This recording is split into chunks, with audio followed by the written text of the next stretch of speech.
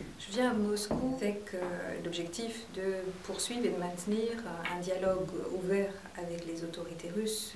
sur une série de sujets, des sujets d'intérêt commun et puis des sujets de préoccupation lorsque nous en avons, et c'est le cas aujourd'hui. Nous avons aussi des liens étroits avec la société civile russe,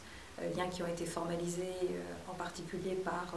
une initiative prise par l'ambassade de réunir un grand forum de la société civile au sens large, réunissant à la fois des organisations plus particulièrement actives dans le domaine des droits de l'homme, mais aussi des organisations au soutien de thématiques économiques, sociales ou bien sûr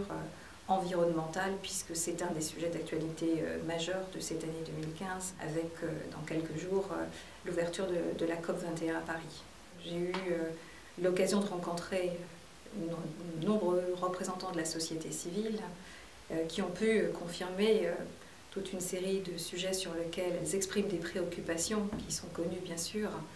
et que nous avons aussi portées auprès des autorités russes, en particulier une restriction considérable du champ d'action de ces ONG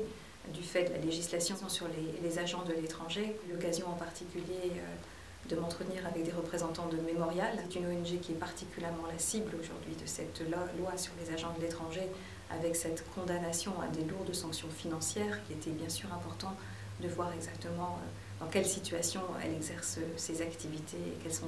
les contraintes qui pèsent sur elle. Les ONG russes, elles sont toujours très actives, très dynamiques, très demandeuses de coopération. La France y prend sa part, elle y apporte un soutien de nature technique, mais aussi en termes concrets, en finançant certains des projets. Bien sûr, les autorités russes sont un partenaire très important pour la France. C'est la raison pour laquelle nous avons ce dialogue de longue date sur tous les sujets. J'ai eu l'occasion de revoir certaines des personnalités que j'avais vues lors d'une précédente visite. Bien sûr,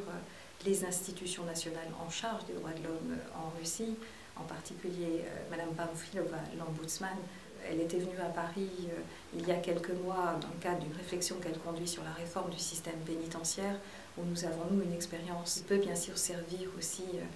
j'allais dire, d'inspiration, ou en tout cas d'exemple sur ce qui peut être fait en matière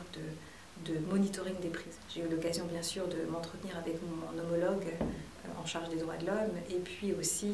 avec les représentants du Conseil présidentiel des droits de l'homme, et dans ce cadre, bien sûr, le président, mais qui était aussi accompagné de nombreux représentants d'associations qui sont membres de ce comité, là aussi pour échanger avec eux sur différentes législations qui ont suscité des interrogations, y compris pas seulement à l'étranger, mais bien sûr au sein de la société civile russe, et voir ce qui peut être envisagé pour essayer aussi d'améliorer les choses et les conditions d'action de la société civile.